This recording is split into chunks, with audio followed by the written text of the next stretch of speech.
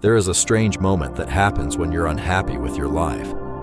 You decide that tomorrow will be different.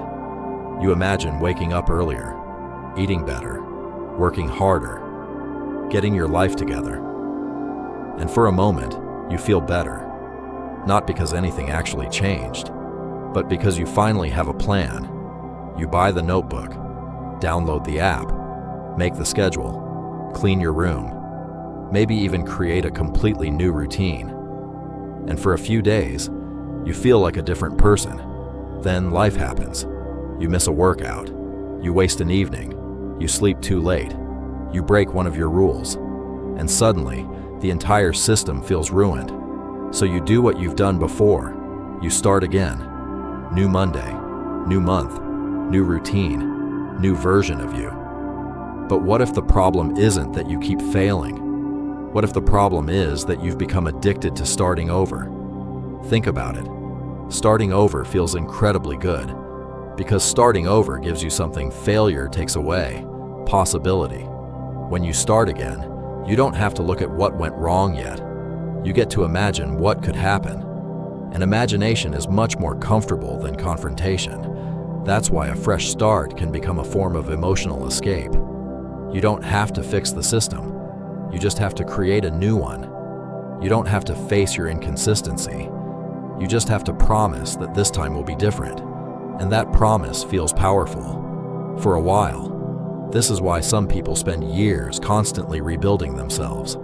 New planner, new diet, new productivity system, new morning routine, new goal, new identity.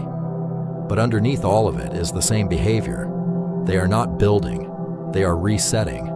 And those two things look almost identical from the outside. But psychologically, they're completely different. Building means continuing after the excitement disappears. Resetting means using excitement to escape the discomfort of continuing. And this is where the trap begins. Because every time you start over, you teach your brain something.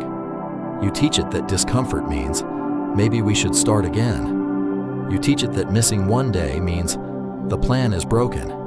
You teach it that imperfection means this version of me isn't working. So instead of learning how to recover, you learn how to restart. And eventually, restarting becomes easier than continuing. Think about someone who wants to become healthier. They follow the plan perfectly for 6 days.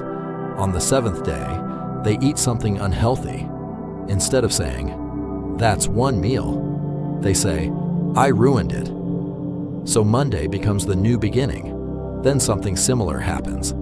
Again and again. After months, the person doesn't have a discipline problem. They have a recovery problem. They never learned how to continue imperfectly. And that distinction matters, because real progress is rarely a straight line. It looks more like this: progress, mistake, adjustment, progress, bad week, recovery, progress. The person who succeeds isn't necessarily the person who never falls off. It's the person who stops turning every mistake into an identity crisis. So here's the uncomfortable question. What if you stopped trying to become a completely different person? What if you simply became better at continuing as the person you already are? That sounds less exciting, and that's exactly why it works. Because sustainable change is usually boring. There is no dramatic Monday morning, no perfect transformation, no moment where your old self disappears. You simply make one good decision, then another. And when you make a bad decision, you don't create a new life around it. You just continue. This is also why you should be careful with extreme rules. When you tell yourself, "I will never waste time again," you're creating a system that depends on perfection. But when you say, "I'll notice when I'm wasting time and return to what matters," you're creating a system that survives reality. One is fragile, the other is resilient. And there is another reason you may keep craving fresh starts. Sometimes, the fantasy of your future self is more satisfying than the reality of becoming that person.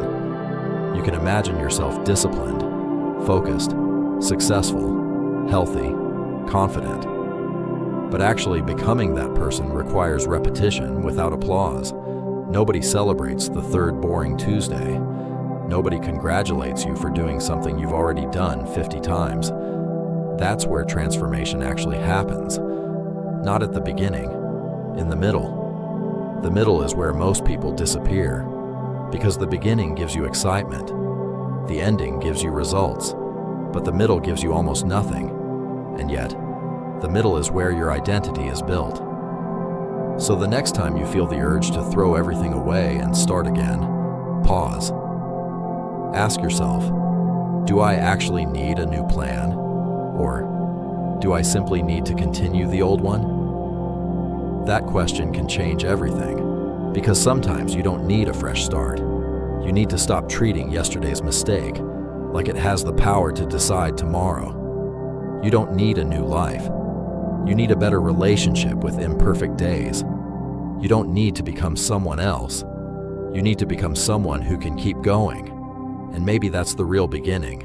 Not Monday, not January, not tomorrow. Today, exactly where you are, without resetting, without starting over, just continuing. Because the person who keeps starting over is always waiting for the perfect beginning. But the person who keeps going eventually discovers that there was never supposed to be one.